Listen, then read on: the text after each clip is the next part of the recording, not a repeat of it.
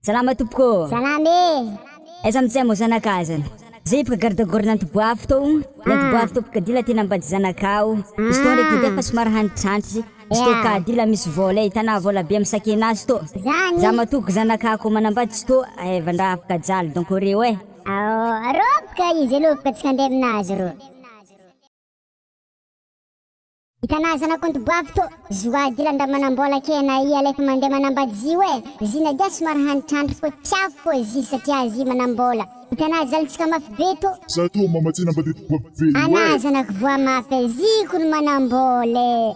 Tiafo fo zy na dia fantoboavy. Why? Zay tanare fo iketo fo za tô tsy nambady. Ndraiky za matsintsany fo. Za tsy nambady toboavy.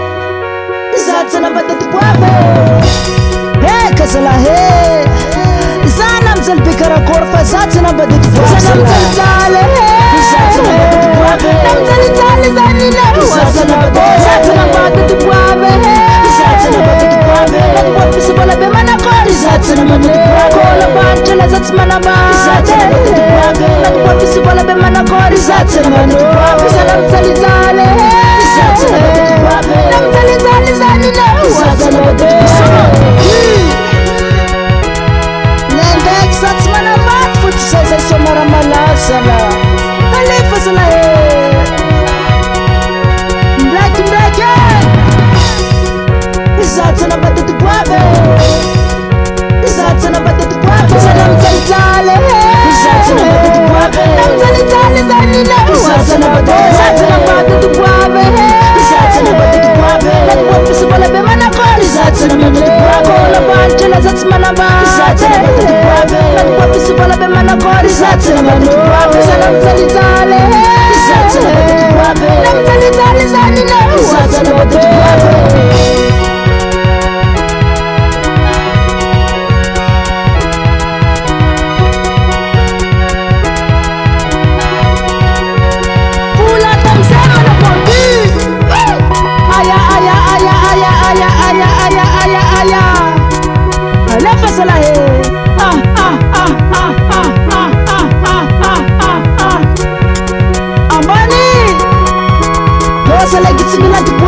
Salagitsimila tu guavi, zaza la tsina bata tu guavi, za tsina bata tu guavi. Alefa sala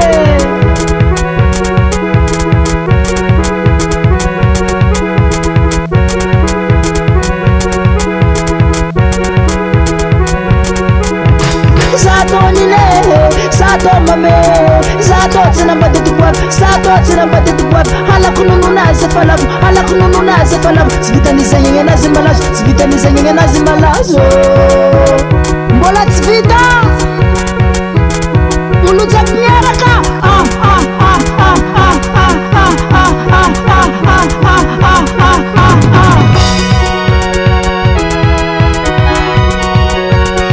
Zenyi zalae, wanse mangan manganova kofa.